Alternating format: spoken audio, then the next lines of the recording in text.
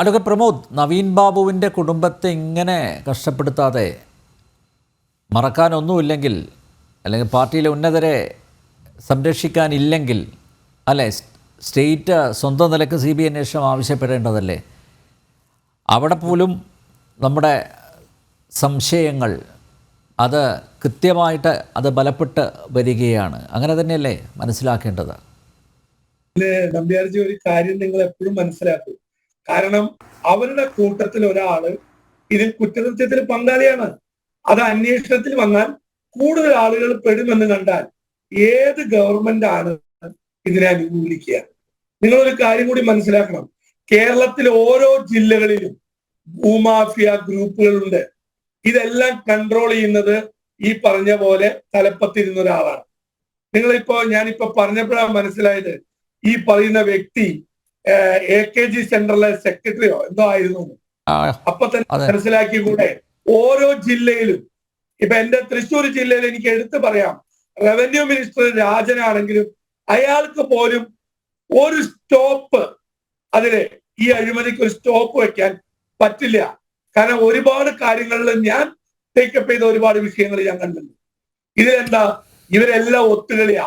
ഹൈക്കോടതിയിൽ ഞാൻ ആ കാര്യത്തിൽ ആ യങ്സ്റ്റർ ആയിട്ടുള്ള പ്രസിഡന്റിനെ, ഹൈക്കോടതി പ്രസിഡന്റിനെ, എനിക്ക് വളരെ നല്ലൊരു വക്കീലാണ്. അദ്ദേഹം ഫൈറ്റ് ചെയ്ത് അവിടെയും ഉണ്ട് ഒരു വൈറ്റ് കോളർ കൊട്ടേഷൻ ഗ്രൂപ്പ്. ഈ പറയുന്ന പോലെ എല്ലാത്തിനും ഒരു ചട്ടുകം പോലെ വരിക്കുന്നത് സാധാരണക്കാരന്റെ. ഇപ്പൊ കുറച്ചേരത്തെ സംസാരിച്ച ആ ഒരു ജ്യേഷ്ഠന്റെ വർത്താനം ഞാൻ ശ്രദ്ധിച്ചു. സാധാരണക്കാരന്റെ അവസാന അത്താഴം, അവസാന ആശ്രയം ഈ കോടതികളാണ്. അത് മനസ്സിലാക്കണം. ഇവിടുത്തെ ഓരോ ജഡ്ജിമാരും, ഇവിടെ ഇരിക്കുന്ന ഓരോ വക്കീലന്മാരും, ഓരോ പ്രോസിക്യൂട്ടർമാരും, അവിടെ നീതി നിഷേധിക്കപ്പെട്ടാൽ ഇനി ഈ നാട്ടിൽ എന്ത് വിചാരിച്ചിട്ടും കാര്യമില്ല.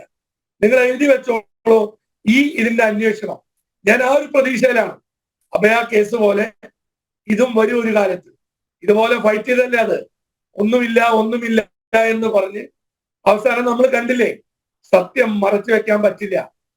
ഇതില് എന്റെ അഭിപ്രായത്തിൽ അവർക്ക് വേണ്ട സാമ്പത്തിക സഹായം ഇവിടുത്തെ രാഷ്ട്രീയ കക്ഷികൾ ഇത് മുൻകൈ എടുത്ത് ആ പാവപ്പെട്ട അമ്മയ്ക്കും 2 പെൺകുട്ടികളും, എത്ര പേർക്ക് പറ്റും നമ്പ്യാരെ?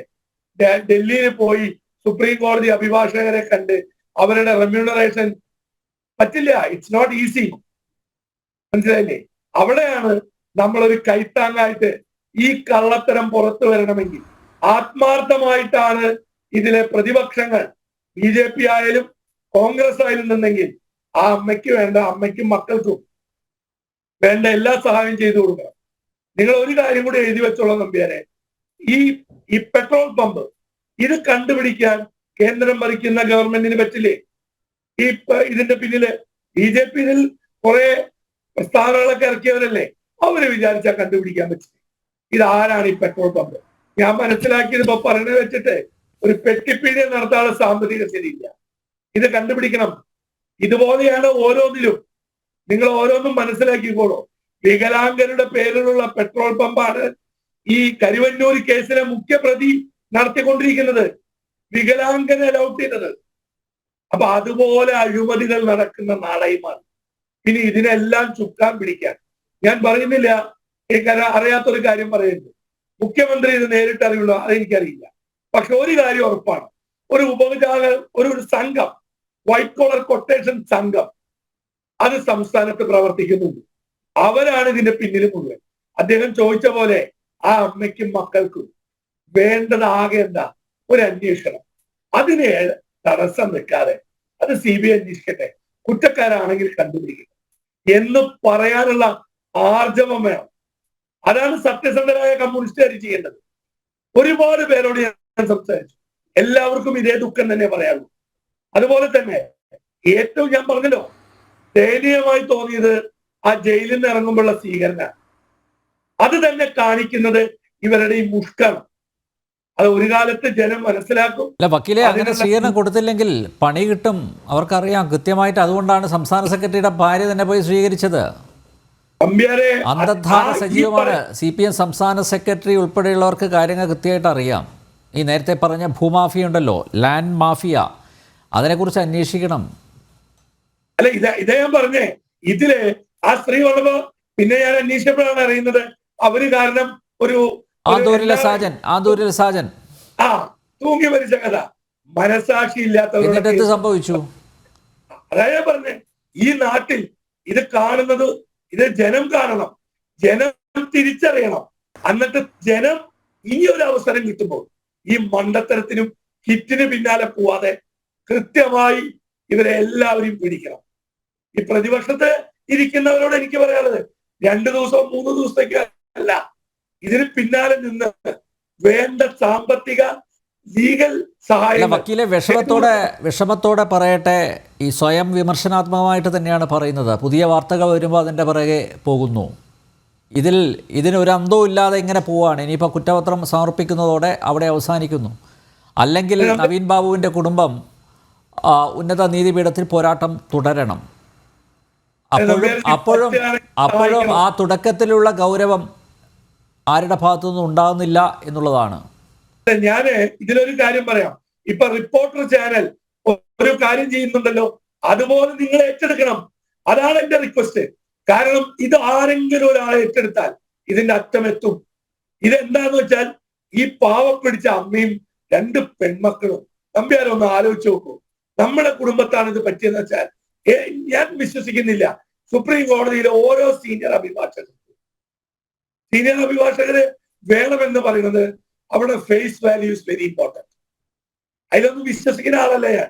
അതുപോലും ശരിയല്ല എന്ന ചിന്താഗതിയുള്ള ഒരാളാണ് ഞാൻ. ജുഡീഷ്യറിയിൽ അതുപോലും പാടില്ല. പക്ഷെ എന്നാലും ഒരു ഫേസ് വാല്യൂ വേണം. എന്നാലേ ഒരു നോട്ടീസും അല്ല, അതാണ് പാർട്ടി കുടുംബത്തിൽപ്പെട്ടവരോട് പോലും ആ ഒരു അനുഭാവം കാണിച്ചില്ല എന്നുള്ളതാണ്.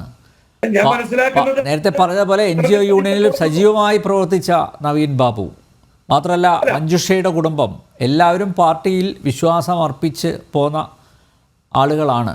പക്ഷെ എന്നിട്ട് പോലും അവരോട് പോലും കരുണ കാണിച്ചില്ല എന്നുള്ളതാണ്. അതാണ് ഏറെ ദുഃഖിപ്പിക്കുന്നത്.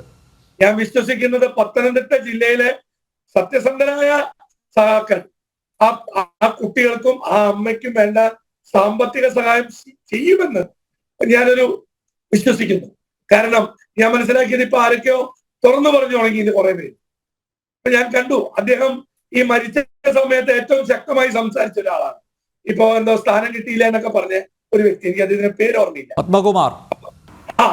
അതുപോലെയുള്ളവരൊക്കെ സംസാരിച്ചത് കൊണ്ടാണ് ആദ്യകാലങ്ങളിൽ പാർട്ടി തള്ളിപ്പറയേണ്ടി വന്നത് ഈ ദിവ്യനെ. അല്ലെങ്കിൽ അതും പറയില്ലായിരുന്നു.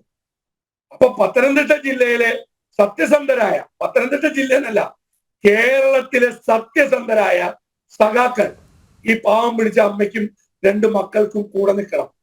ഇതുപോലത്തെ കള്ളികളെയും ഇതുപോലത്തെ അഴിമതിക്കാരെയും സപ്പോർട്ട് ചെയ്യരുത്. അത്രയേ ഉള്ളൂ. ഓക്കെ, എന്തായാലും സുപ്രീം കോടതിയിലേക്ക് പോവുകയാണെങ്കിൽ അനുകൂലമായിട്ടുള്ളൊരു വിധി ഉണ്ടാകും എന്ന് നമുക്ക് പ്രത്യാശിക്കാം. ഒരു പെട്രോൾ പമ്പിനെ ചുറ്റിപ്പറ്റിയുള്ള കെട്ടുകഥകൾക്കപ്പുറം നവീൻ ബാബുവിൻ്റെ ദുരൂഹ മരണത്തിൽ ഒളിഞ്ഞു കിടക്കുന്ന ചില വസ്തുതകളുണ്ട്. അത് നേരത്തെ ഇവിടെ പരാമർശിക്കപ്പെട്ടു. കണ്ണൂരിലും കാസർഗോഡുമായി പ്രവർത്തന മേഖല വ്യാപിച്ചു കിടക്കുന്ന പാർട്ടി നിയന്ത്രണത്തിലുള്ള ഭൂമാഫിയയിലേക്ക് ഇറങ്ങാതെ പ്രത്യേക അന്വേഷണ സംഘം എങ്ങനെ കുറ്റപത്രം സമർപ്പിക്കും?